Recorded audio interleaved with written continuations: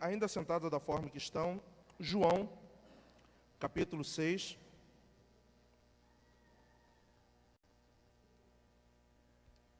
João, capítulo 6. Estaremos dando continuidade ao sermão que teve início na parte da manhã, cujo tema é para onde iremos nós. João, capítulo 6. E pela manhã tivemos a oportunidade de falar sobre seguir a Jesus ou sermos discípulos de Jesus. Somos seguidores ou somos discípulos? Existe uma diferença, até mesmo na palavra original utilizada nesse texto aqui em João, no capítulo 6, vai dizer que uma grande multidão seguia Jesus. Mas o Senhor Jesus, ele tem o cuidado, e o próprio João, ao descrever o texto, vai ter o cuidado de falar também sobre discípulos. Então, ser seguidor e ser discípulo são coisas diferentes.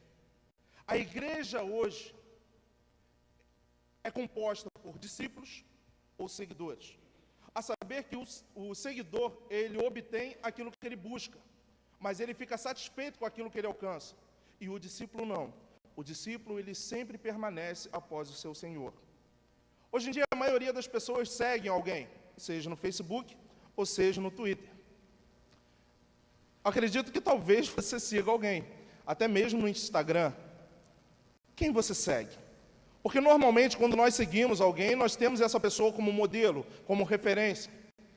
Algumas pessoas acabam reproduzindo as atitudes, comportamentos, fala daquela pessoa que acaba seguindo. Essa multidão que seguia Jesus, conforme descrito no capítulo 6 de João, foram atrás de Jesus em busca de algo. Também mencionado pela manhã, esse povo que seguiu a Jesus, esse mesmo Cristo teve compaixão por eles, a ponto de fazer um grande milagre a partir de 5 pães e 2 peixes, proveniente de um jovem, que se dispôs, abriu o teu coração para, por meio daquilo que era tão pouco, Jesus fazer algo grandioso, abençoando quase 4.000 a 5.000 pessoas, porque naquele tempo mulheres e crianças não eram contados. Então uma grande multidão foi abençoada por causa da generosidade e da ação maravilhosa de Jesus Cristo naquela ocasião. Aquela multidão buscava Jesus, corria atrás de Jesus por algo, e isso era comum na Palestina. Quando nós abrimos a palavra de Deus em Atos dos Apóstolos, no capítulo 5, do versículo 33 em diante, nós vamos ver Gamaliel defendendo os apóstolos. E Gamaliel, ele vai trazer à memória do povo acerca de Teudas e Judas, homens que surgiram na história e que levou uma multidão após si. Então era costume, naquele tempo, pessoas seguirem outras que faziam algo diferente. Judas foi um revolucionário, atraiu uma multidão, mas tanto Judas, tanto Teudas morreram. E todas aquelas pessoas que seguiram esses homens sumiram. Essa multidão seguia Jesus por algo diferente. E conforme também mencionado pela manhã, por causa dos grandes milagres que Jesus realizava naquela região. Até então ninguém realizava aquilo que Jesus estava realizando. Ninguém na história fazia coisas grandiosas. Ninguém na história falava com tanta autoridade conforme Jesus falava. A ponto ao final do Sermão do Monte, aquelas pessoas que seguiam Jesus dizer: quem é esse que fala como quem tem autoridade? Jesus tinha autoridade, não somente nas palavras, mas tinha autoridade vinda da parte de Deus. Ele tinha o direito, ele tinha a capacidade, ele tinha legitimidade por parte da ação de Deus na vida dele para realizar coisas grandiosas. E isso atraía multidões. Hoje em dia não é diferente. E temos visto pessoas seguindo Jesus em muitos outros lugares. As pessoas ligam a TV e vão ver milagres acontecendo, onde o líder daquela igreja vai dizer que Jesus está aqui nesse lugar, e pessoas saem da tua igreja para ir atrás desses sinais. Nós ouvimos Queridos, a oração do presbítero, né, e de fato o Senhor, Ele se manifesta, igreja, com certeza, com né, que poder não e tem grande crianças, glória. é uma igreja que não tem Mas o milagre que futuro, acontece em inúmeros outros lugares também pode porque são as acontecer hoje aqui. crianças que nos sucederão. O poder de Deus, o poder de Se você Cristo não se olhar limita atrás aí, a um local né, específico. há 20 anos atrás, Mas há o poder 30 anos de atrás, Deus há pode 40 anos acontecer atrás, aqui nesse nós lugar éramos e na sua crianças. vida. Né? Basta você crer. Corríamos no templo, corríamos nas Com galerias. relação a João, no E capítulo hoje 6, lideramos as igrejas, né? no capítulo Somos 6, do versículo oficiais, 14, líderes, porque departamentos, crentes no Senhor paramos Jesus hoje Cristo. Então, a igreja sem versículo criança é uma 13, igreja sem perspectiva de e observe futuro. comigo, na medida que formos Então, vendo, a criança ela é muito nós vamos fazer importante a na vida da disposição do igreja, texto. porque ela fala no sobre versículo 14, continuidade. diz o seguinte: E a vendo, pois, os importância homens maior o de nós sinal sermos que Jesus fizera, discipuladores dessas disseram, crianças. este é Que nós verdadeiramente sermos o exemplo profeta a essas que crianças. devia Então, lá em vir Mateus, ao mundo. capítulo 19, Por que esses versículo homens 13 em falaram diante, isso? Jesus Por diz que assim, as pessoas que seguiam diz a palavra do Jesus Senhor assim lá em Mateus. enfatizaram essa questão Trouxeram-lhe, de que então, Jesus era de fato o algumas profeta crianças que haveria de vir ao mundo? para que lhes Quando pegamos impusesse a as palavra de mãos Deus lá em e Deuteronômio, orasse. capítulo 18, versículo Mas os 15, discípulos Moisés os vai falar acerca de um repreendiam. profeta que viria após ele. Jesus, porém, Então, para os disse, judeus, deixai naquele os contexto, pequeninos, naquele momento não em os que esse embaraceis sinal de vir a maravilhoso mim, aconteceu com porque relação à dos tais multiplicação é o dos reino pães e dos dos peixes, céus. aqueles homens E acreditaram tendo-lhes que imposto Jesus as era aquele mãos, profeta que Moisés retirou-se havia dito. dali. A promessa A gente de usa muito Moisés esse está se texto para cumprindo nos nossos a dias. apresentação E das eles nossas agora crianças, exclamam, né? dizendo, Mas esse aqui é exatamente verdadeiramente mostra o a profeta que haveria de importância vir. Das Mas crianças eles no não falam ministério de isso pela Cristo. pessoa de Jesus, E natureza Jesus de ele Jesus, estava sempre cercado de divindade crianças, de porque Jesus, criança... mas falaram ela gosta de- simplesmente isso Jesus porque ele estava sempre Jesus trouxe cercado de crianças, benefício porque para eles. criança... Simplesmente porque Jesus os alimentou. A maioria das pessoas, quando seguiam a Jesus, os textos mostram as evidências e os milagres realizados por Jesus, deixam bem assim enfático que as pessoas buscavam Jesus por aquilo que elas gostariam de obter naquele momento. Era um milagre, era uma cura pessoal. Nós vamos ver Jairo indo até Jesus para que a tua filha viesse a ser curada. Nós vamos ver a mulher do fluxo de sangue indo em direção a Jesus, porque toda a esperança dela, que era depositada na medicina, já tinha ido embora. Aqueles homens, aqueles médicos, não tinham mais condição de restaurar a saúde dela, e ela seguiu a Jesus em busca daquilo que ela alcançava, ela alcançou a cura. Mas nós não vamos ver mais relato dessa mulher na história. Ela obteve aquilo que buscava. Muitas pessoas seguiam Jesus, mas por uma questão egoísta e totalmente antropocêntrica. Hoje em dia, e hoje, nesse momento e nesse contexto, por que você busca Jesus? Você busca Jesus por uma realização pessoal ou por algo que venha também beneficiar outras pessoas? Jesus, ele veio se doar por nós. Em contrapartida, nós também devemos nos doar para Cristo. E em certa ocasião eu aprendi que eu, como cristão, eu não devo viver para mim mesmo, mas devo viver para o meu irmão. Eu, como servo de Cristo, amando a Deus em primeiro lugar e ao meu próximo como a mim mesmo, eu não devo me ater àquilo que Deus pode fazer, assim, em especial e exclusivamente na minha vida, mas sim de forma coletiva. Eu devo me preocupar com aquilo que o Senhor pode realizar na vida de vocês, e não algo somente para mim. E na maioria das vezes nós nos pegamos pedindo somente por nós e não pelos nossos irmãos. Temos liberdade de cultuar, temos liberdade de nos expressar, e tivemos um breve momento de oração pelos nossos missionários. São pessoas que abriram mão de suas vidas, que começaram a seguir a Jesus e assim, abriram mão de tudo aquilo que eles possuíam, talvez de mais precioso, para fazer a vontade de Cristo. Eles entenderam o que é ser discípulo. Eles não eram apenas seguidores. E hoje, o que nós somos? Seguidores ou discípulos? Me lembro na história de um grande homem, que por volta do ano 1793, ele entende a tua missão e aos 28 anos vai em direção à Índia. O nome desse homem é William Carey. Carey, ele é considerado o pai das missões modernas.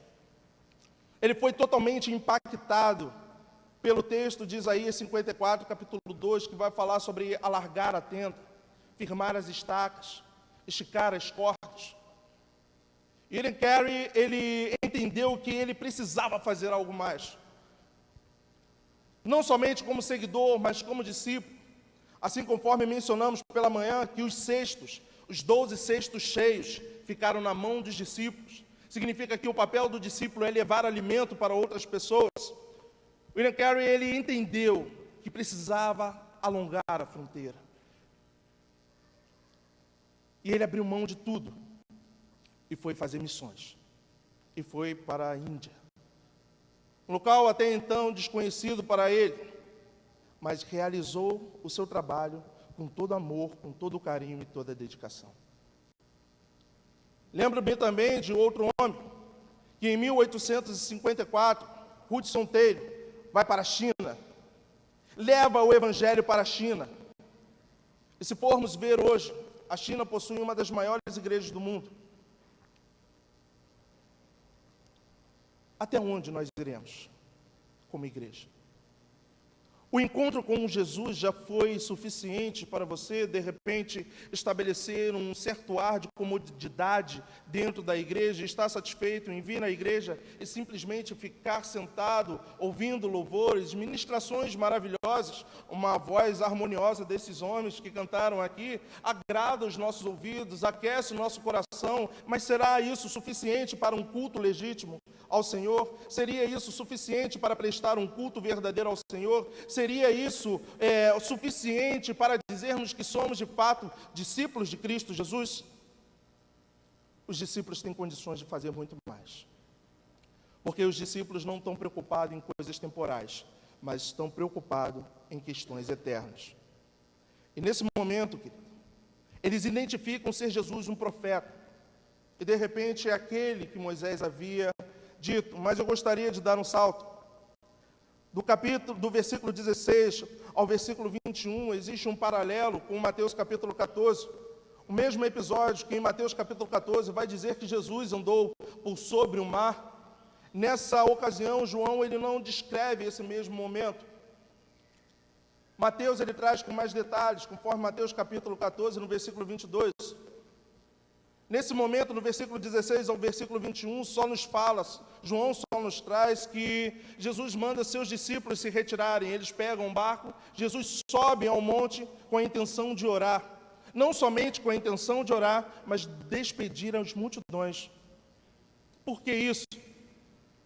Porque Jesus também se cansava, conforme eu disse pela manhã. Jesus estava cansado. Ele se retira para orar e despede seus discípulos. E mais tarde, na madrugada, Jesus aparece andando por sobre o mar. É recebido no barco. Nessa mesma ocasião, descrita e narrada por Mateus, é o episódio que Pedro anda por sobre o mar. E o pastor Assis, da Igreja Congregacional de Caramujo, ele gosta muito dessa passagem, a qual ele menciona que Jesus, naquela ocasião, surfou sem prancha. Jesus era surfista. Então, às vezes a gente concorda com os irmãos da bola de neve, né? Que tem aquela prancha no púlpito, mas Jesus surfou sem prancha. O pastor Assis gosta muito dessa passagem, mas foi algo novo, experimentado por Pedro.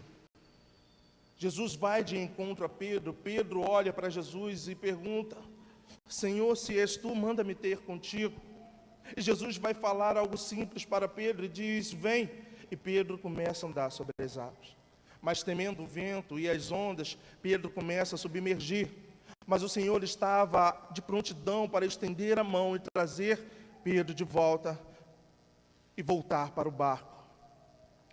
João, apesar de não trazer esses detalhes, ele mostra a missão de Jesus, que era sair daquela região onde ele realizou o tamanho milagre da multiplicação e ir para outra região.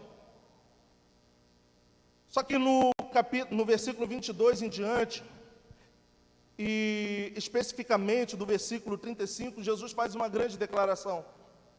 E essa declaração vai de encontro àquelas pessoas e chocam aquelas pessoas.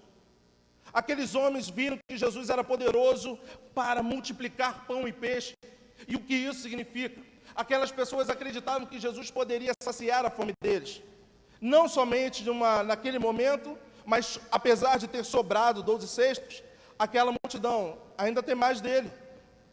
E começam a seguir Jesus não por aquilo que era eterno, mas por aquilo que era passageiro. Aquela multidão começa a seguir Jesus por causa do pão que perecia. Jesus vai fazer uma declaração para eles, onde no verso 35, do mesmo capítulo 6, ele vai dizer: eu sou o pão vivo que desceu do céu. Aquele que vem a mim não terá fome, e aquele que crê em mim não terá sede. Essa mesma declaração, Jesus fala para a mulher samaritana quando diz que ele é fonte de água viva.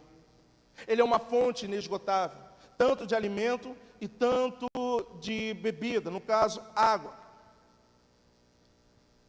Um detalhe que chama a minha atenção, que foi também assim observada pelo Matthew Henry, ele vai dizer que Jesus, conforme as narrativas de João, ele teve o cuidado de falar sobre o milagre na boda de Caná, que é acerca do vinho, e também tem o cuidado de falar sobre a multiplicação dos pães. E o que isso significa? São os dois símbolos utilizados para a ministração da ceia do Senhor.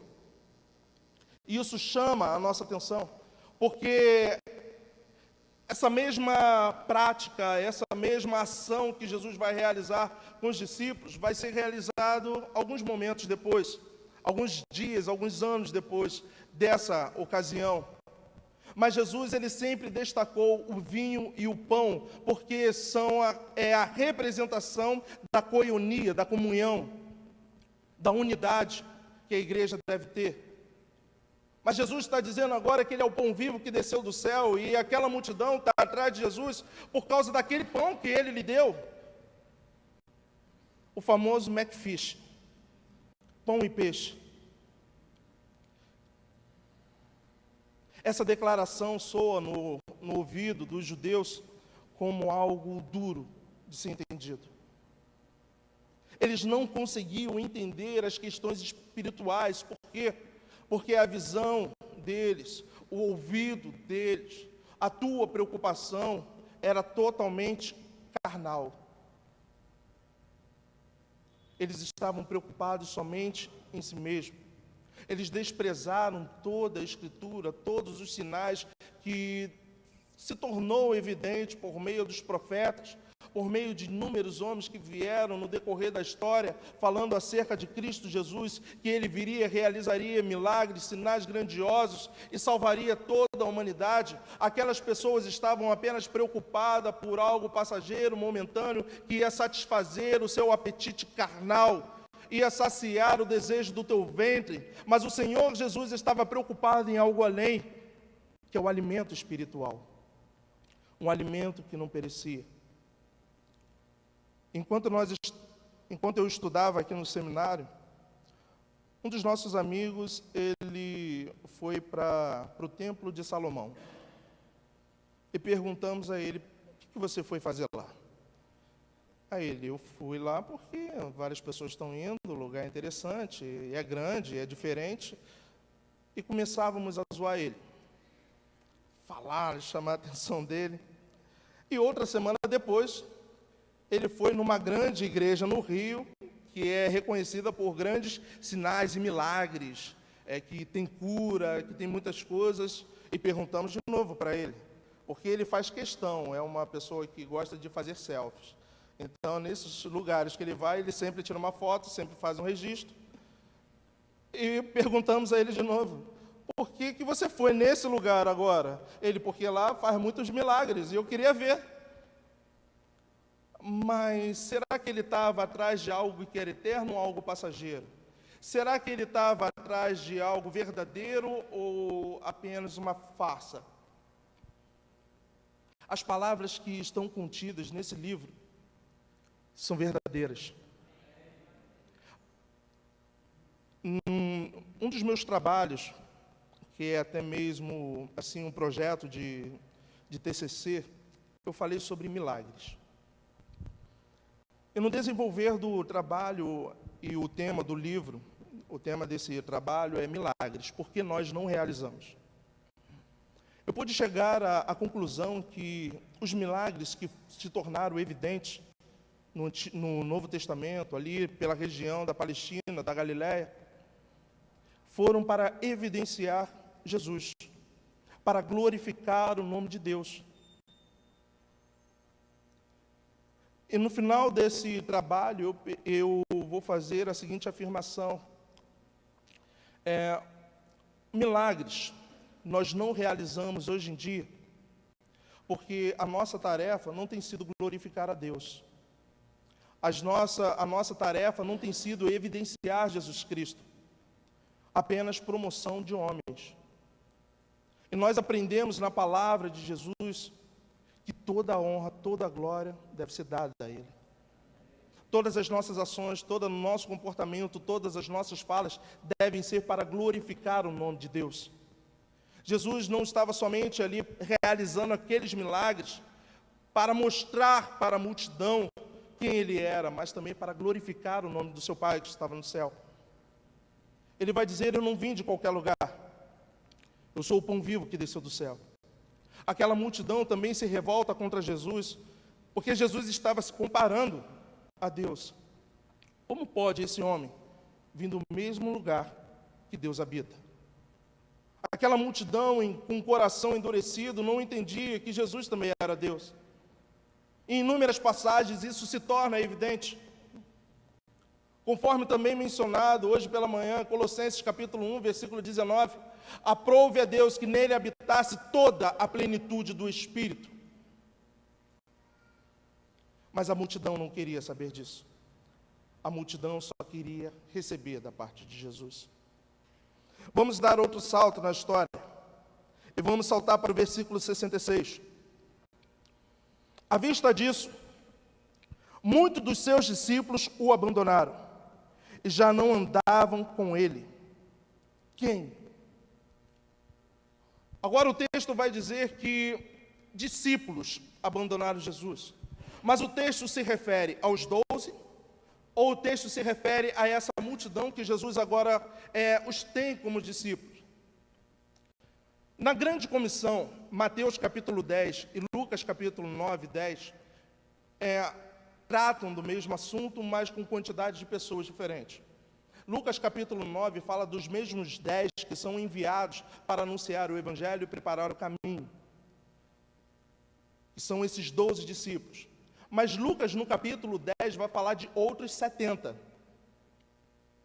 Então, é bem provável que essa multidão que deixa Jesus, esses discípulos que deixam de seguir Jesus, nessa ocasião em que recebem essa palavra como algo duro da parte de Jesus Cristo, sejam esses 70, que realizaram algumas obras pela ação de Jesus Cristo, pela ação do Espírito na vida deles.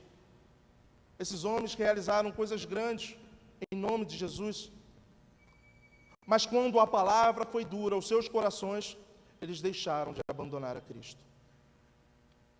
Muitas pessoas hoje em dia saem da igreja por causa de palavras duras que ouvem no púlpito. Duro é saber que não são palavras dos homens que constrangem a nossa vida, mas é a palavra de Deus que faz isso. Quando abrimos a palavra de Deus, nós vamos ler que o próprio amor de Cristo nos constrange. Eu sou coordenador de um seminário que tivemos a oportunidade de abrir no bairro, lá do Caramujo. E nesse período nós entramos no módulo de panorama bíblico do Antigo e Novo Testamento. E na introdução do panorama do Antigo Testamento, na qual eu tive a oportunidade de lecionar no último sábado, o autor da apostila, ele me chamou a atenção com relação a essa questão de rejeitar a palavra de Deus. Por quê? Quando nós observamos a palavra de Deus, ela vai de encontro à nossa natureza carnal. A palavra de Deus nos constrange, porque o nosso maior interesse é fazer a nossa própria vontade. Só que quando pegamos cada palavra contida na Bíblia, nós temos que cumprir e viver a palavra de Deus, a vontade de Deus. E a vontade de Deus sempre vai confrontar a tua vontade. O pensamento de Deus sempre vai confrontar o seu pensamento. As ações de Deus sempre há de confrontar as suas ações. E por isso a maioria das pessoas não querem ter um compromisso com Cristo. Porque seguir a Cristo nos leva a tomar a nossa cruz. E ninguém quer tomar a sua cruz. O próprio Jesus vai dizer lá em Mateus capítulo 16, versículo 24. Quem quiser vir após mim, negue-se a si mesmo, tome a sua cruz e siga-me. Essa palavra também não é dura? É. Abrir mão da sua vontade, dos seus interesses é algo difícil para nós. Mas essa multidão deixa de seguir Jesus, porque Jesus simplesmente disse que ele era o pão vivo que desceu do céu. Acredito que na visão daquele povo, eles estavam, de repente, até pensando, como nós vamos nos alimentar do corpo de Jesus? Será que vamos matá-lo e nos alimentarmos da carne? Mas segundo a regra e a lei, segundo o Levítico, nós não podemos fazer isso, nem mesmo com alguns animais. Como nós vamos nos alimentar de um ser humano, de um ser vivo? Nós temos que ter cuidado acerca da interpretação da palavra de Deus, no sentido real em que ela nos traz e no sentido espiritual. A palavra de Deus é para ser vivida. Mas para vivermos a palavra de Deus, nós precisamos entendê-la. É necessário um estudo minucioso da palavra de Deus. Eu não posso simplesmente ler a palavra de Deus, eu preciso estudá-la. Eu preciso entender a mensagem para continuar seguindo a Jesus Cristo. Nós, como pregadores, nós não fazemos exegese, nós não utilizamos todas as regras da hermenêutica simplesmente para conhecer o texto e pregar. Mas utilizamos a exegese, a hermenêutica para entender o texto e assim viver. E a partir daquilo que nós vivemos, pregar a palavra. Porque eu não poderia anunciar aquilo que eu não vivo. E ainda que eu anuncie aquilo que eu não vivo, eu vou viver no decorrer da semana. E para quem tem a oportunidade, teve a oportunidade de pregar e tem a oportunidade de pregar em vários locais, sabe que isso é uma realidade. Ainda que você pregue sobre algo que você não viveu nesse período de tempo, você vai viver. Já teve situações que eu falei sobre dificuldade, ter perseverança, e na semana seguinte passar uma grande dificuldade, ser necessário ter perseverança para vencer aquele desafio. Então, por isso que nós precisamos mergulhar na palavra de Deus, entender a palavra de Deus para vivê-la, primeiramente, e depois pregar. Cada mensagem ministrada no púlpito, cada pregador que vem aqui nesse lugar, ele prega a palavra, mas antes aquela mensagem, aquela pregação está confrontando a vida dele. O primeiro a ouvir a mensagem é o pregador. Por isso que nós não falamos de nós, mas falamos da parte de Deus. Não são palavras de homem, mas é a palavra de Deus que está sendo ministrada. Aquela multidão deixou de seguir a Jesus, porque o sermão foi duro. As palavras são duras. E como você reage quando a palavra do pastor é dura? Qual é o teu comportamento quando a palavra do Senhor é dura? Eu tive a oportunidade, conforme dito pela manhã, em ir na Semana Teológica. Semana Teológica no projeto Água da Vida, ali na Alameda. E tivemos a oportunidade, na quinta-feira, foi quinta, né? De ouvir uma grande mensagem acerca da palavra de Deus, falando sobre também Lutero, todo o ministério de Lutero, a visão que as pessoas tinham de Lutero. Mas aquele pastor, ele foi assim, pegou tão duro com os ouvintes, mas eu fiquei maravilhado que os crentes de hoje, eles estão assim, tendo um comportamento diferente. Porque por mais dura que aquela pregação tivesse sido para nós, por mais duro que aquela palavra tenha sido pronunciada e vindo de encontro ao nosso ser, no final da mensagem da palestra, todo mundo bateu palma. Quem bate palma quando apanha? Mas todo ato de correção é feito por amor. E naquela ocasião, Deus estava corrigindo a igreja, chamando a atenção da igreja. E tem momentos que no púlpito o pastor faz isso, mas não por ele, mas em nome de Deus. Eu não vejo nenhuma criança apanhando do teu pai enquanto está apanhando, batendo palma. Isso, mãe. Vai lá, mãe. Oi, ai. Eu não vejo as crianças fazendo isso. Mas na primeira chinelada, já começa a chorar. Eu, assim, só abrindo um parênteses, a minha mãe é uma mulher maravilhosa. Assim, falo pouco da minha mãe aqui, mas eu amo minha mãe. E quando eu era novo, eu não era, assim, eu era um garoto que aprontava. Mas minha mãe sempre foi diaconisa, mulher de Deus na igreja do Senhor. E minha mãe vinha bater, mas não vinha com chinelo, minha mãe vinha com cabo de vassoura. E assim, eu ficava desesperado, porque a vassoura é um objeto maior do que a vassoura, o cabo da vassoura é um objeto maior do que a sandália.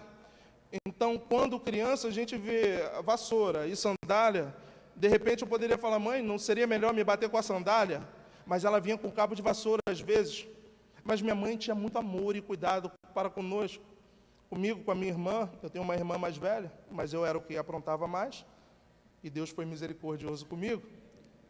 E quando minha mãe batia na gente, ela não batia com tanta agressividade. Então, batia de maneira assim, mais suave. Só que eu não queria continuar apanhando. Eu não batia palma enquanto minha mãe me batia. Então, quando minha mãe me batia, eu logo fingia que estava chorando. Porque mediante o choro, os pais logo se comovem e têm assim pena dos filhos e imediatamente param. E após assim aquela ação de agressividade, o pai sempre vem com carinho, a mãe também, por mais que o filho apronte. O que eu quero dizer, queridos, é que é dever daquele que ama corrigir. E Jesus, naquele momento, estava corrigindo aquele povo, ensinando o povo, mas o povo achou aquela palavra dura e foi embora. E Jesus vai dizer no versículo 67, então perguntou Jesus aos 12, porventura quereis também vós e outros retirar-vos? Jesus, naquele momento, quando inicia-se o capítulo 6, ele vê uma grande multidão indo até ele, porque ele realizava coisas grandiosas. Agora ele está vendo aquela mesma multidão que veio a ele indo embora, já não querendo mais saber dele, porque ele falou uma verdade. A pergunta que ele dirigiu aos discípulos é, vocês não querem também me deixar? Jesus faz essa pergunta para nós ainda hoje.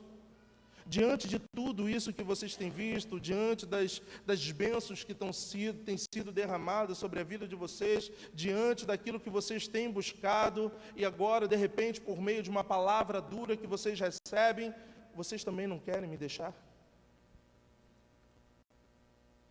Mas João, ele tem o cuidado de, logo em seguida, também descrever um momento em que Pedro, o mesmo Pedro que faz a bela declaração de Mateus capítulo 16, 18, dizendo que Cristo era o Filho do Deus vivo, ele vai dizer o seguinte no versículo 68, respondeu-lhe Simão Pedro, Senhor, para quem iremos? Tu tens as palavras de vida eterna. Verso 69, e nós temos crido e conhecido que tu és o Santo de Deus. Seguimos Jesus, não pelo pão que perece.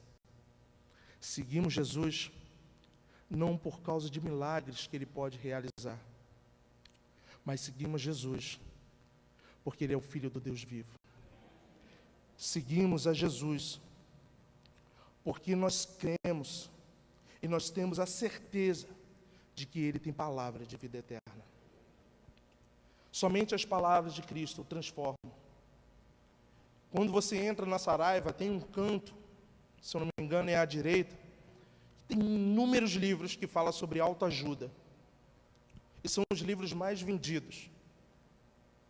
Esses livros são bons, enriquecem, são dinâmicos, trazem realidade do cotidiano da pessoa, mas não concede vida. A palavra de Deus, que cuidadosamente compõe esse livro, produz vida, transforma, liberta. Conheço inúmeras pessoas que foram transformadas no simples ato de ler a palavra. Porque conhecereis a verdade, e a verdade vos libertará. E na aula hoje nós falamos justamente sobre isso. Uma aula maravilhosa, o que o Senhor nos proporcionou hoje. E falamos sobre o medo das pessoas em até mesmo ler a palavra. As pessoas que estão no mundo têm medo da Bíblia, porque a Bíblia, ela transforma a pessoa. Eu já mencionei aqui no filme O Livro de Eli, um homem que busca a Bíblia com todo o vigor, com todo o ímpeto. Ele vai dizer que a Bíblia é uma arma apontada para o coração das pessoas, e todos aqueles que tiverem contato com essa arma têm poder para transformar o mundo.